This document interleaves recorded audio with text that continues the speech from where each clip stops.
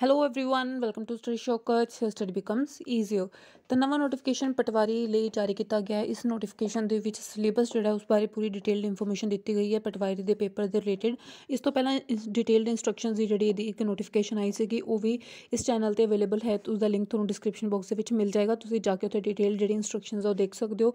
ਤਾਂ ਹੁਣ ਉਹਨਾਂ ਨੇ ਨਵਾਂ ਸਿਲੇਬਸ ਜਿਹੜਾ ਜਾਰੀ ਕੀਤਾ ਰਿਟਨ ਐਗਜ਼ਾਮੀਨੇਸ਼ਨ ਦੇ ਲਈ। ਇਸ ਵਾਰ ਜੋ ਚੇਂਜ ਕੀਤਾ ਗਿਆ ਉਹ ਹੈਗਾ ਕਿ ਪੇਪਰ ਦੋ ਹੋਣਗੇ। ਪਹਿਲਾਂ ਪੇਪਰ ਸੀਗਾ ਜਿਹੜਾ ਇੱਕ ਹੋਇਆ ਕਰਦਾ ਸੀ, ਲੇਕਿਨ ਹੁਣ ਪੇਪਰ ਜਿਹੜਾ ਉਹ ਦੋ ਹੋਣਗੇ। ਦੋ ਲੈਵਲ ਦੇ ਪੇਪਰ ਹੋਣਗੇ। ਪਹਿਲਾਂ ਇੱਕ ਪੇਪਰ ਹੋਏਗਾ, ਫਿਰ ਉਹਦੇ ਵਿੱਚੋਂ ਜਿਹੜੇ ਮੈਰਿਟ ਅਕੋਰਡਿੰਗ ਟੂ ਪੋਸਟ ਜਿਹੜੀ ਹੈਗੀ ਉਹਦੇ ਅਕੋਰਡਿੰਗ ਉਹਦਾ 10 ਗੁਣਾ ਬੱਚਿਆਂ ਨੂੰ ਚੱਕ ਕੇ ਦੂਸਰੇ ਪੇਪਰ ਦੇ ਵਿੱਚ ਜਿਹੜਾ ਉਹ ਬੈਠਣ ਲਈ ਮੌਕਾ ਦਿੱਤਾ ਜਾਊਗਾ। ਐਂਡ ਫਿਰ ਜਿਹੜਾ ਦੂਸਰਾ ਪੇਪਰ ਹੋਏਗਾ ਉਹਦੇ ਵਿੱਚ ਜਿਹੜੇ ਮਾਰਕਸ ਆਉਣਗੇ ਉਹਦੇ ਆਧਾਰ 'ਤੇ ਜਿਹੜੀ ਸਾਂਝੀ ਮੈਰਿਟ ਲਿਸਟ ਆ ਉਹ ਬਣਾਈ ਜਾਏਗੀ। ਲੇਕਿਨ ਹੁਣ ਉਹਦਾ ਜਿਹੜਾ ਸਿਲੇਬਸ ਹੈ ਉਹਦੇ ਰਿਲੇਟਡ ਇਹ ਨੋਟੀਫਿਕੇਸ਼ਨ ਜਿਹੜੀ ਹੈ ਜਾਰੀ ਕੀਤੀ ਗਈ ਹੈ।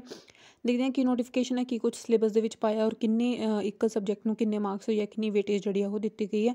ਤਾਂ ਸ਼ੁਰੂ ਕਰਦੇ ਹਾਂ। ਸਭ ਤੋਂ ਪਹਿਲਾਂ ਤੁਸੀਂ ਦੇਖ ਸਕਦੇ ਹੋ ਉੱਪਰ ਲਿਖਿਆ ਹੋਇਆ plan of written examination. All the aspirants are informed as under with respect to common written test to be conducted for the recruitment of revenue patwari, irrigation, booking clerk, patwari and zaildar. ਇਸ ਦੇ ਵਿੱਚ ਫਸਟ ਪੁਆਇੰਟ ਜਿਹੜਾ ਉਹਨਾਂ ਨੇ ਦਿੱਤਾ ਹੋਇਆ ਦ exam will be conducted in MCQ format। ਤਾਂ MCQ format ਦੇ ਵਿੱਚ ਪੇਪਰ ਹੋਏਗਾ। OMR sheet will be used for answering the questions। ਤਾਂ OMR sheets ਜਿਹੜੀਆਂ ਉਹ ਪ੍ਰੋਵਾਈਡ ਕੀਤੀਆਂ ਜਾਣਗੀਆਂ। ਸੈਕਿੰਡ ਪੁਆਇੰਟ ਇਹਦੇ ਵਿੱਚ ਦਿੱਤਾ ਹੋਇਆ there will be negative marking। ਤਾਂ ਇਸ ਵਾਰ ਨੈਗੇਟਿਵ ਮਾਰਕਿੰਗ ਹੈ। ਈਚ ਕੁਐਸਚਨ ਕੈਰੀਜ਼ 1 ਮਾਰਕ। 1 ਮਾਰਕ ਜਿਹੜਾ ਇੱਕ ਕੁਐਸਚਨ ਦਾ ਜਿਹੜੇ ਨੰਬਰ ਆ ਉਹ 1 ਨੰਬਰ ਦਾ ਹੋਏਗਾ, ਲੇਕਿਨ ਅਗਰ ਰੋਂਗ ਹੁੰਦਾ ਤਾਂ ਨੈਗੇਟਿਵ ਮਾਰਕਿੰਗ ਹੈਗੀ ਤਾਂ 1/4 ਜਿਹੜੇ ਹੈਗੇ ਤੁਹਾਡੇ ਮਾਰਕਸ ਉੱਥੇ ਕੱਟੇ ਜਾਣਗੇ। ਤਾਂ ਨੈਗੇਟਿਵ ਜਿਹੜੀ ਮਾਰਕਿੰਗ ਹੈਗੀ ਆ ਉਹ 1/4 ਦੀ ਹੈ।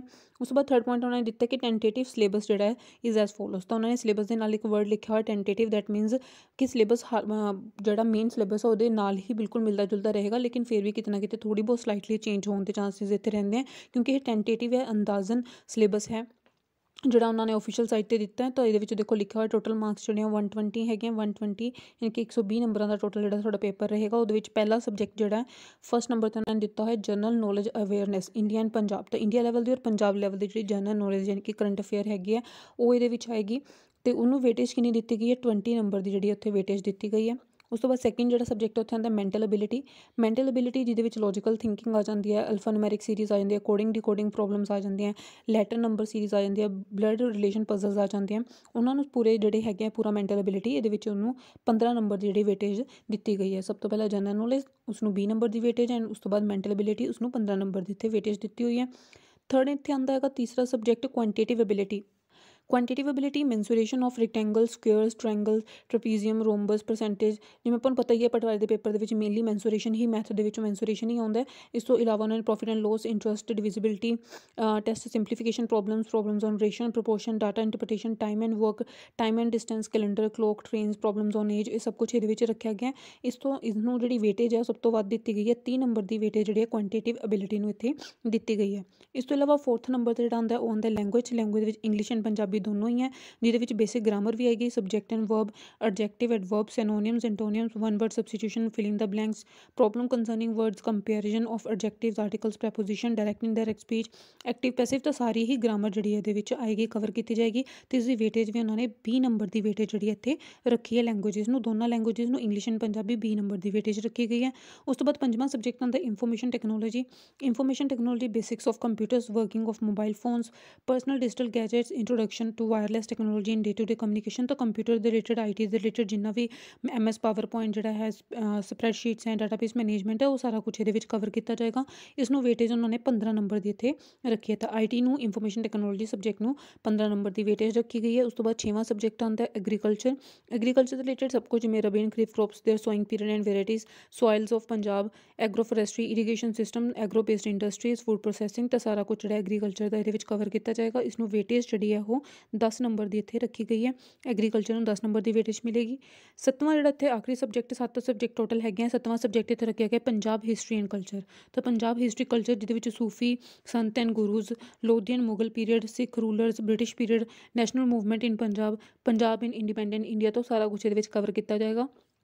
ਇਸਦੀ ਟੋਟਲ ਵੇਟੇਜ ਜਿਹੜੀ ਹੈ ਇੱਥੇ 10 ਨੰਬਰ ਦੀ ਰੱਖੀ ਗਈ ਹੈ। ਤਾਂ ਟੋਟਲ 7 ਸਬਜੈਕਟ ਇੱਥੇ ਰੱਖੇ ਗਏ ਨੇ। General knowledge 20 number the, mental ability 15 the, ਕੁਆਂਟੀਟਿਵ ability 30 number the, languages English and Punjabi 20 number the, information technology 15 number the, agriculture 10 number ਦੀ ਅਤੇ Punjab history and culture 10 number ਦੀ ਇੱਥੇ ਵੇਟੇਜ ਰੱਖੀ ਗਈ ਹੈ।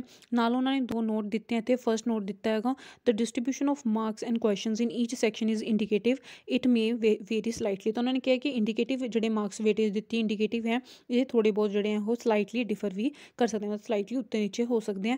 ਉਸ ਤੋਂ ਬਾਅਦ ਸੈਕਿੰਡ ਇਹਨਾਂ ਨੇ ਪੁਆਇੰਟ ਦਿੱਤਾ ਦਾ syllabus is broadly classified as above but may vary to some extent. ਤਾਂ ਮਤਲਬ ਉਹਨਾਂ ਦੇ ਕਿਹਾ ਕਿ ਜਨਰਲ ਨੌਲੇਜ ਜਿਵੇਂ ਮੇਨ ਹੈਡਿੰਗ ਹੈ, ਮੇਨ ਹੈਡਿੰਗਸ ਇਹੀ ਰਹਿਣਗੀਆਂ, ਵਿੱਚੋਂ ਥੋੜ੍ਹਾ ਬਹੁਤ ਜਿਹੜਾ ਉਹ ਸਿਲੇਬਸ ਇੰਨਾ ਹੀ ਹੈਡਿੰਗ 'ਚ ਅੰਦਰ ਕਲਾਸੀਫਾਈ ਕੀਤਾ ਜਾਏਗਾ, ਥੋੜ੍ਹਾ ਬਹੁਤ ਜਿਹੜਾ ਉਹ ਉੱਪਰ ਨੀਚੇ ਹੋ ਸਕਦਾ। ਤਾਂ ਇਹ ਜਿਹੜਾ ਟੈਂਟੇਟਿਵ ਸਿਲੇਬਸ ਉਹਨਾਂ ਨੇ ਦਿੱਤਾ, ਟੈਂਟੇਟਿਵ ਹੀ ਵੇਟੇਜ ਦਿੱਤੀ ਹੈ। ਸਿਲੇਬਸ ਦੇ ਰਿਲੇਟਡ ਪੂਰਾ ਨੋਟੀਫਿਕੇਸ਼ਨ ਜਿਹੜਾ ਇਹ ਓਫੀਸ਼ੀਅਲ ਸਾਈਟ 'ਤੇ ਅੱਜ ਹੀ ਜਾਰੀ ਕੀਤਾ ਗਿਆ ਅਤੇ ਇਹ ਪਟਵਾਰੀ ਦੇ ਰਿਲੇਟਡ ਜਿਹੜਾ ਪੂਰਾ ਸਿਲੇਬਸ ਦੇ ਰਿਲੇਟਡ ਨੋਟੀਫਿਕੇਸ਼ਨ ਆਇਆ ਸੀਗਾ। ਤਾਂ ਆਈ ਤੁਹਾਨੂੰ ਜਿਹੜੀ ਆਪਣਾ ਐਗਜ਼ਾਮ ਦੀ ਪ੍ਰੈਪਰੇਸ਼ਨ ਕਰਨ ਦੇ ਵਿੱਚ ਸ਼ੁਰੂ ਕਰਨ ਦੇ ਵਿੱਚ ਜਿਹੜੀ ਕਾਫੀ ਹੈਲਪ ਹੋਏਗੀ। ਬਾਕੀ ਇਹਦੇ ਵਿੱਚ ਦੱਸਿਆ ਗਿਆ ਸੀਗਾ ਕਿ ਨੈਗੇਟਿਵ ਮਾਰਕਿੰਗ ਇਹਦੇ ਵਿੱਚ 1/4 ਦੀ ਰਹੇਗੀ, ਟੋਟਲ ਪੇਪਰ ਤੁਹਾਡਾ 120 ਮਾਰਕਸ ਦਾ ਰਹੇਗਾ। ਅਤੇ ਇਹ ਸੀਗੀ ਜੀ ਨੋਟੀਫਿਕੇਸ਼ਨ ਸਿਲੇਬਸ ਦੇ ਰਿਲੇਟਡ ਪਟਵਾਰੀ ਦੀ, ਇਰੀਗੇਸ਼ਨ ਬਲੋਕਿੰਗ ਕਲਰਕ ਦੀ ਅਤੇ ਜ਼ੈਲਦਾਰ ਦੀ ਜਿਹੜੀ 1152 ਪੋਸਟ ਨਿਕਲੀਆਂ ਨੇਗੀਆਂ ਔਰ 11 ਫਰਵਰੀ ਉਹਨਾਂ ਨੂੰ ਭਰਨ ਦੀ ਲਾਸਟ ਡੇਟ ਹੈ। ਇਸ ਦੀ ਡਿਟੇਲਡ ਇੰਸਟਰਕਸ਼ਨ ਦੀ ਵੀਡੀਓ ਵੀ ਇਸੇ ਚੈਨਲ 'ਤੇ ਪਈ ਹੈ, ਡਿਸਕ੍ਰਿਪਸ਼ਨ ਬਾਕਸ 'ਚ ਤੁਹਾਨੂੰ ਉਹਦਾ ਲਿੰਕ ਮਿਲ ਜਾਏਗਾ। ਅਤੇ ਆਪ ਤੁਹਾਨੂੰ ਇਹ ਵੀਡੀਓ ਵਧੀਆ ਲੱਗੀ ਹੋਏਗੀ, ਜੇ ਵਧੀਆ ਲੱਗੀ ਪਲੀਜ਼ ਇਸ ਨੂੰ ਲਾਈਕ ਕਰੋ, ਵੱਧ ਤੋਂ ਵੱਧ ਸ਼ੇਅਰ ਕਰੋ ਅਤੇ ਨਾਲ ਹੀ ਮੇਰੇ ਚੈਨਲ ਨੂੰ ਸਬਸਕ੍ਰਾਈਬ ਕਰ ਲਓ। Thank you.